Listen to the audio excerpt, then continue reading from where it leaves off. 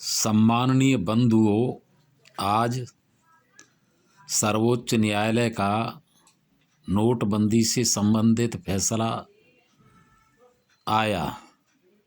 उसके बारे में लोगों की टिप्पणियां भी सुनी। मैं आप लोगों को यह बताना चाहता हूं कि नोटबंदी के दूसरे दिन, दूसरे बरस, उसी दिन, उसी तारीख को जिस दिन नोटबंदी हुई थी, मैंने एक वीडियो अपलोड किया और उसमें सरकार पर कई प्रश्न उठाए। वही प्रश्न लगभग मैं आज फिर से दोहराना चाहता हूं और न्यायपालिका से यह जानना चाहता हूं कि सुनवाई करते समय क्या उसने यह देखा कि जो नोटबंदी की सिफारिश की गई उसके लिए मंत्रिमंडल की मंजूरी ली गई कि नहीं ली गई, या केवल प्रधानमंत्री ने अपने अधिकार से उसको लागू कर दिया। नोटबंदी से जो लोग लाइन में मरे उनके लिए सरकार ने क्या कुछ किया? क्या उनके लिए कुछ होना चाहिए या नहीं? या बैंकों के अधिकारियों ने, कर्मचारियों ने जो दिन रात मेहनत की, सर्विस के अतिरिक्त, उसके बदले में सरकार ने क्या कुछ उनको दिया? और कितने जाली नोट पकड़े गए?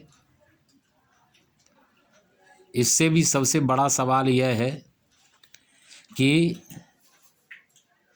सरकार ने नोट जमा करने वालों पर 70, 80, 85% टैक्स की जो घोषणा की, क्या वह विधिसम्मत है? शोषण की कोई परिभाषा है? कोई सीमा है? किस हद तक सरकार टैक्स ले सकती है किसी चीज़ पर? जनता मेहनत करती है, रिस्क उठाती है और सरकार को टैक्स देती है। तो जो टैक्स देती है सरकार या जनता को जो बचत होती है, उस बचत पर सरकार का अधिकार है या जो मेहनत करता है, रिस्क उठाता है, पूंजी लगाता है, उसका अधिकार है? इस प्रश्न पर क्या सुप्रीम कोर्ट ने विचार किया? दूसरी एक बात कि नोटबंदी में आरबीआई जो ये लिख कर के देती है कि मैं धारक को इतने रुपए देने का वचन देता हूं, इसका मतलब क्या है? क्या चाहे जब सरकार नोट बंद कर सकती है? और क्या सरकार या वित्त मंत्रालय या आरबीआई किसी को नोट जो है फोकट में देती है कि वह चाहे जब बंद कर देगी? जो लोगों को पैसा मिलता है वह उनकी मेहनत के बदले में मिलता है या संपत्ति के बदले में मिलता है?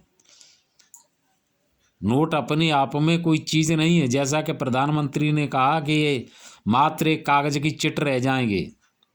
यदि उसके पीछे सरकार की, आरबीआई की विश्वसनीयता नहीं है, उत्तरदायित्व तो नहीं है, तो इस नोट का मूल्य क्या है? इस पर विचार किया? सही है। और दूसरी बात कि सरकार नोट लेने से मना कैसे कर सकती है? यदि किसी व्यक्ति ने नोट जमा नहीं कर पाए तो उसकी एक डेडलाइन क्यों बना दी जाएगी? फिर जितने नोट सरकार के पास उस समय थे आरबीआई के पास, उससे दूने से ज़्यादा नोट अब छाप रखे हैं और उससे बड़े नोट छाप रखे हैं। तो ये क्या है?